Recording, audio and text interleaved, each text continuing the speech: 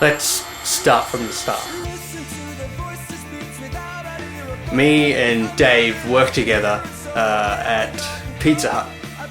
It's where we first met. I'd been friends with his sister Christina for a few years by that point, and he was in a band. I needed help with my first band, needing little things like arranging new songs and recording. And I was in a band that was doing, reasonably well at the time, and I think we met through that. Anubis kind of started as a means to make 230503. 230503 was written in response to the death of a friend of ours from Pizza Hut, and for about a year after he died, I was pretty low, pretty lost, and it was the first time I'd ever really lost somebody who was the same age before, so it was a very sort of difficult thing to go through. The two of us worked together musically, and we were both looking to get through this loss. Rob came up with a suggestion that we made a record that was sort of about, or loosely based on, the story of what happened to Ev. So that's what became 230503. So we started working on new song ideas to make some demos up. The very first demos that Rob and I had done for 230503 was, I think he was on bass and I was on drums, and then sort of overdubbed the guitars and the keyboards. But it was only the two of us, so we needed more help. We really needed somebody who could actually play the drums, because I'm not very good, and we sort of invited my brother to play the drums. Well, I'd worked with Dave since I started on different projects and just recording things, playing, so I suppose I was there. So we ended up working together as a three-piece, playing through these new song ideas. Steve and I have worked together before in other projects, and I knew he was a very good drummer. But yeah, at the start, it was really just for me it was just someone's asked me to help out, so I was playing because I could. When it came to Doug joining the band, it was as simple as he was working with us at Pizza Hut. He's a young guy. He was only about 18, 17, 18. Very, sort of tall, skinny, long red hair. Totally consumed by metal music at the time. I loved Metallica. And when I heard the demos that Dave and Rob put together, I was very intrigued by the music because it was completely from a different background to all the other stuff I was listening to at the time. I was very much into like 80s metal music and shred guitar stuff, so hearing stuff that was a bit more understated and a bit more emotional was something different for me. But I looked up to Dave and Rob at the time, and I wanted to play with them. We ended up playing together on a drummer's project that the three of us had all known. And we were doing some jamming together with a friend of ours, Dale, who was trying to audition for uni at the time, and that kind of brought me out of my comfort zone into playing these prog songs. And one of the tracks we did for him was Los Endos by Genesis, and Doug went away and learned all of the Steve Hackett parts, and the two of us played the parts together. And from that moment on, I thought, this is the guy that needs to be in our band. Rob had played all the bass up to a point on the demos. I started tracking bass on the album as well at the beginning, but moving forward I wanted to focus purely on vocals, especially when it comes to playing this stuff live. Having him shackled to a bass guitar or a guitar is sort of diminishes his energy somewhat on stage, so it was sort of down to me to find a bass player that I knew could do the job. At the time, I didn't know anyone who could take over. The band that I was in beforehand, Department, had Nick in it, and Nick was a larger-than-life presence on stage. He was a really, really good stage performer. He had a lot of charisma. I was keen personally for Nick to take over and play bass because I was originally a fan of their band. And I didn't think he'd want to do it, to be fair. He was, by that point, he was sort of settling down, bought a house. But he rang me actually and sort of asked me what I was doing. And I said I was making a record, and he was very, very keen to be a part of it. So luckily he said yes, and he was sort of comfortable to take over and complete the parts that were left on the record. Although by that point we'd recorded a lot of the bass, Nick did play on a few of the tracks on 230503, and he also lent his voice to it as well. It ended up being quite fortuitous in the end. Dean Benison and I have known each other for over 20 years. Dave and I had mutual friends from university days, and I think we'd sort of drifted in the same social circles. I was trying to rope Dave into my own band at the time. Straight away I'm like, I'd like Dean to help Rob and I make this record, because it was something we had no real skills in at the time, other than a lot of ambition and the ability to stay up all night trying things that didn't work. I was probably just a little bit further along than Dave in terms of trying to record my own material. I'd recorded some of my own songs and asked Dave to come and play on those recordings, and just being a little bit further ahead in terms of that than Dave, I think I became sort of the go-to guy to ask questions about how they should, he and Rob should get started on recording this album that was to become 230503. Dean knew far more than us when it came to recording records, and was keen to get involved and put his time into it. Dean had got this cool little unit on the side of a garage on the side of a mountain up at Razorback, where he built his home studio. And it was a pretty extraordinary place actually. It's really inspirational, sort of set out in the middle of nowhere with these like rolling hills. Dean's studio was somewhere we could just go once a week and work in solitude. Most of my memories of making the album are the three of us just working away and plugging away at it until all hours of each Wednesday night. Sort of working with primitive equipment, having to take trips for dinner while bouncers came out of the computer. And we'd spend hours and hours and hours working on this really, really dark music, and then laugh ourselves stupid and eat pizza. We were a lot younger back then, and we could make poor health decisions with very little consequence. Where my initial intent was to be the guitarist for the band and find a keyboard player, I couldn't find a keyboard player that did what I would have wanted them to do. So having been the keyboard player in department, it just seemed logical that I move to keyboards and get someone in like Dougie, and he instantly supercharged the record. Well, some of the first guitar bits I played, like the solo in the Collapse, first solo in the Collapse, that was one of the first things I wrote for Anubis. It still sounds very much like my style even to this day when I go back and listen to it. Like, the groundwork was there in my playing style and the stuff I like to play. Even from back then, it's just I was missing all the finesse that comes with playing more gigs, playing together, making more albums. So I can hear, like, I'm pretty proud of how it was for an 18-year-old at the time, but there's a lot of things finesse-wise that I would have done differently if we went back to, completely re-record what we'd done back then. Here's probably the biggest change at that point, because that was the first time that there was somebody in Anubis that had a strong personality with their own musical vision. Yeah, by the time it came to final tracking of the guitars,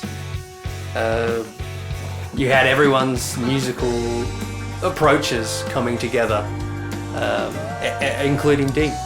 I really didn't ever want to suggest myself to play guitar on the album, because at that stage I didn't even have it in mind that I'd end up being a member of Anubis, and it was someone else's album and trying to be professional producer type person and just stay out of the way.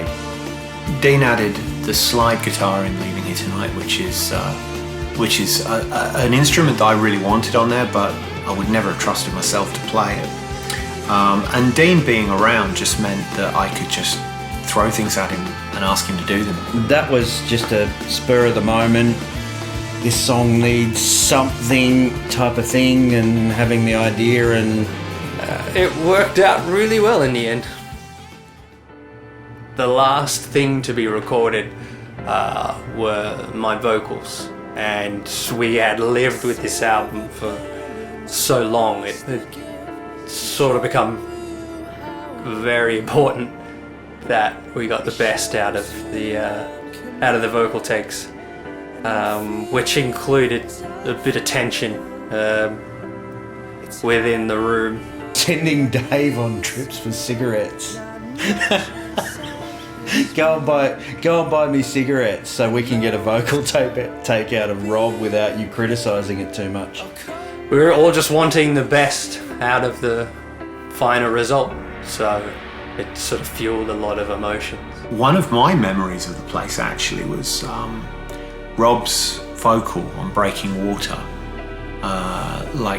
That vocal sort of conjured something up. It was pretty powerful, and I actually went out and sat sort of on the side of the hill there for about 10 minutes trying to gather myself. It was a really inspirational place to work, actually. I think some of that came out of where we were recording.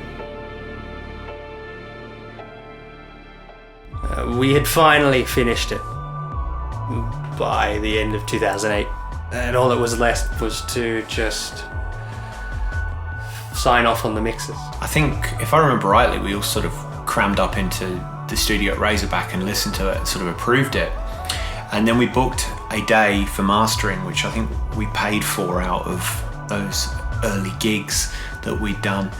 We pretty much used every cent we had to book a really good mastering studio. It's probably the first time all six of us had actually properly hung out for the whole day and socialised, and it was really good, and the chemistry was great, and and that was before we'd asked Dean to join the band as well. So I think that was another reason that sort of contributed to his sort of joining the band in the end as well, because the chemistry was so good with the six of us.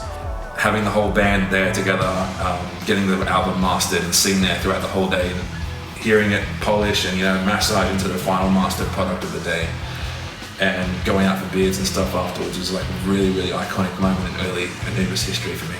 That was a pretty important moment, I think, for all of us, certainly for Rob and I, because it was like, by that point we'd been working on the album for 5 years, and whilst I didn't think it was exactly what I wanted it to be, I think it was as close as we were capable of getting at the time.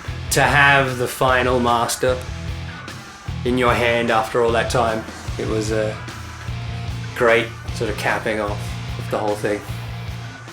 Once the album was finished, it was time to look at doing a launch show and give the album a full playthrough. When we got around to doing a launch show for it, we asked Dean if he'd play the guitar. I remember being asked to come along to rehearsals and help the band sort of get a few of the sounds together and help it sort of gel. Having Dean come in with his as a producer, it sort of gave us fresh ears, an outside opinion. And knowing the songs very well, I think I was just brought in as an idea of someone that could come along, hear how they were being done live, and maybe help get those together and make them a bit stronger for live performance. And it seems so logical to have Dean come along, because Dean had been such a huge part of the process, and honestly felt like a member of the band, to be honest. Dean had been there the whole time throughout the recording process, so he was really keen to play and continue being a part. Also, it meant that him and Dougie could sort of replicate some of the guitar harmony parts that we'd put on the album as well, which worked out very well. I've just got like these really disparate memories of us going to, like, you know, rehearsal studios in Wedlow Park, Blacktown, and it was the first time I'd really gone into rehearsal studios and played in a band like that. My experience with the music before then was really just getting together with school friends in school music practice rooms. It was very different to like getting together with actual band members that you want to make music you like with. So just the whole listening to the demos and then constructing that in a way we could play it live and arranging it in a live fashion. It's just all of that sticks out to me very, very clearly. We asked Dean if he'd do that show, and he was, you know, very, very keen to do it. And I think we were about, you know, he'd been in the band, or had been working with the band for about 6-7 weeks. And then I just never left after that. I told the story a few times, but yeah, I just didn't really want to leave. It got to the point where it just got awkward.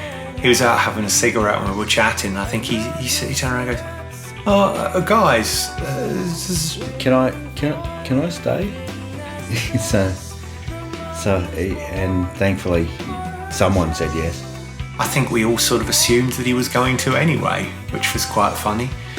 At the time, I think Nick had sort of turned to everyone and said, I thought he was already a member of the band. 230503's success took all of us by surprise. Really took none more so than me. David had said to me, we're going to sell this music eventually, and I'd sort of done the whole, yeah, okay, I'll believe it when I see it.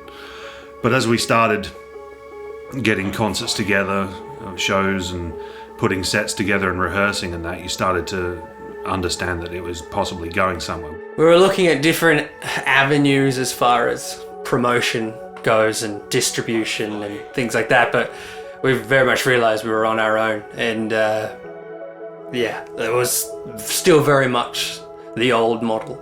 Record companies could reject you and you'd not have a career, which is what happened to Department, or where anyone could put anything out and it just goes into this sort of bottomless sea of music, which sort of happens now in the streaming age. I think it was Doug's idea to stick it on torrent sites at the time, and that seemed to have some effect, and from there it sort of snowballed a bit. I never really wanted to do it so we were really underselling the band so much, but then like paradoxically, like I was downloading a lot of music off torrent back in the day. I feel like it was a good place to discover a lot of bands, like a lot of prog music I never would have discovered if I didn't go into torrents back then. So somehow I floated the idea with the guys, and it must have caught on in some way, because that's what we did, and we got a lot of downloads. It was being seeded and downloaded within the tens of thousands each day from these sites, and yeah, it kind of gave us the platform to sell actual physical copies to these people that had sort of come across it. We started getting orders, just more and more orders, and it was crazy. And I think we sold the entire pressing within probably about 3 or 4 weeks of that happening. Yeah, I didn't even really consider that there would be much success in it at all. Well, I sort of figured it would be like most of either my own previous efforts or my musical friends' efforts, and we'd enjoy putting it together and get the satisfaction out of having worked on it, but that we'd probably still have 400 copies of it sitting under our beds in a few years' time. Yeah, we were selling albums all over the place, just from our own web store. And when I used to hear that we'd sold albums in Japan or albums in Germany, or occasionally there was one in America and stuff, and you just think, Jesus, that's weird. And before you know it, we were repressing the CD, which I think any of us ever expected was going to happen. Something about that era, 2009, people still had an appetite for new music, and I think we got a lot of international fans, and especially across Europe, that we wouldn't have got otherwise. Yeah, I wouldn't suggest everyone follow that model, but for us in that moment, it worked. Due to it being our first record, and my first ever record, there are there's definitely room for improvement. It's no secret that I always felt that 2300503 was sort of flawed. The recording was done before we knew what we were doing, and most of the time that Rob, Dean and I were producing the thing, we were trying to produce our way around the flaws. I'd never want to say I wasn't proud of the original record, and I think the original record is an accurate representation of a band that still hadn't really become a band yet, and that sort of didn't happen until after the record. When we were looking at redoing 23, it was important to me that it remained faithful to the original.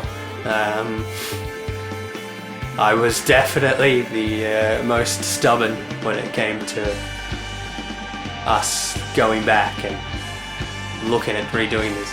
We're all pretty proud of how the original album sounded, but there were a few things, especially with the drums, that could have been improved, and just bringing them more into the modern day sound. There was a few technical things along the way, probably due to the fact that one, the drum sound was never together. It sort of boxed us into a corner. The original drum tracks were phasing issues, and it was recorded in my garage, so the sound of the garage is completely imprinted on the record. So we decided that we would have another go. I got word that it was going to be redone, even if it was just me redoing the drums again and nobody else did anything. I was like, oh, thank God for that. Because now I can actually do what I should have done all that time ago. Capturing better performances out of Steve is so much easier now. He's a much better drummer now than he was back then. Getting good performances from him is much easier. Get a better representation of some of the more interesting things he's played on these songs live in the years since. I think Dave and I particularly had to do a bit of campaigning against Robert. Yeah, come on, let's do this. You have to tread a fine line when it comes to these things, because even though you've made the record and it's your songs, once you release it, once you put it out there, it becomes other people's too.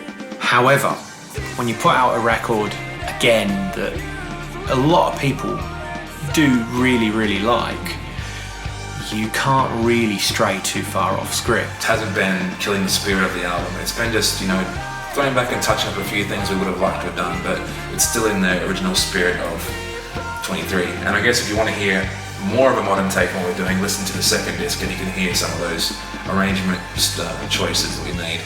We feel now that we've put a lot of the ghosts to rest and the unreleased songs have now been put out. It feels like now we can actually, hang up the phone. When we were putting together the original album, Rob, I can't remember if it was Rob or I, but one of us made the suggestion that because it was our first album and the Australian music scene at the time was not going to support a 20-minute song on an unknown band's first album, that we should carve it up into separate songs.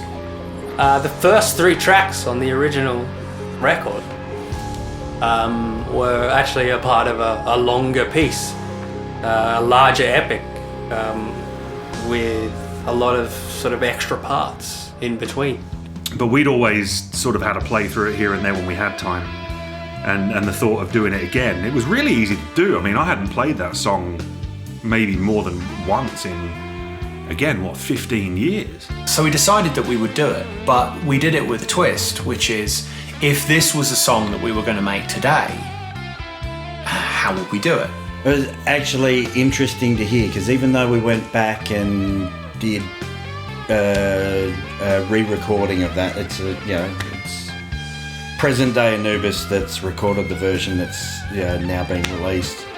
That was how I first heard the record. Well, The Life Not Taken is kind of like one of the first things I ever heard. So in one way, it's like the oldest Anubis material that was shown to me. And then it's also the newest stuff we've ever done, because we've combined all of our modern tastes into revitalizing that old arrangement, turning it into something like exactly as we would play it now. So I'm completely happy with everyone's playing on that recording. Like, that is Anubis in 2022 for you. That's what we sound like. Technicolour Afterlife was one of the earliest, if in fact it was the very first thing that I wrote that ended up being a piece of Anubis music. I wrote it before I'd even met Rob. It used to sit at the very end of the album as a kind of epilogue. And it was just put on a shelf somewhere and just kept safe and didn't really... We played it, we jammed it a couple of times and stuff. The album's quite a dark, dense, noisy and reasonably aggressive thing. And even Waterfall has a certain bleakness to it, but Technicolour Afterlife didn't really fit musically completely with it. It was more of a choice of the album story ending abruptly than the song itself being not good enough. The song itself was always something I was very fond of, but it just didn't seem right at the time. Now, in hindsight, it seems very right, because when you place it after Disinfected and Abused, it sort of ends the story. And I think I realised that because we were looking for a track to do, an unreleased track to do on the Different Stories album. And I sort of suggested that we do Technicolour Afterlife. Different Stories was more about rearranging songs that we had acoustically and stripped back. So when it came to rearranging the song again, we had some work to do with the current lineup. Pulling the covers off and blowing the dust off, and it was back. And it's good to have it back. Yeah, it's kind of become one of my favourite Anubis tracks now. It's in terms of songwriting and in terms of the technical aspects and production and things like that. This is probably the way the song would have been done in the past, although very different to the original arrangement. It was much more of a somber sounding track when I remember originally hearing it, and now it sounds like truly a modern Anubis take on the original songwriting idea. We rewrote the lyrics so they felt more up to date with how the album feels today, but it still has the same raw emotion of the original album. It still haunts me a little bit, you know. There's a lot of emotional power in that track that I feel quite intensely whenever we've played it. This time around with Doug's help, because Doug's become a much bigger influence on our recording and production. And then now Dean and I have become like a bit of a production team, so it's just crazy amount of stuff changed in 10 years. We master our craft more with playing instruments, and then also on the technical side of things. We were able to put together something that I think represents what 230503 always was in my heart, really, I think.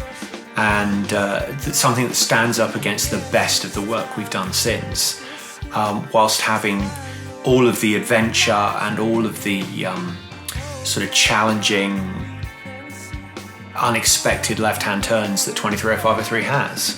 Definitely 230503, even as it stood before the original mix of the album, without all the tweaks we've done, it was still probably like close to the most important album of any band. Like anything I like, anything I've been a part of is one of the most important albums because it's so formative, and it taught me so much about songwriting and taught me so much about being in a band together with people and enduring the whole kind of effort of going through making the album. And I wasn't even there from the beginning of it, but I saw a lot of the key parts, you know, getting the final guitar layers in, getting everything mixed and mastered and being there for that whole part of the journey. So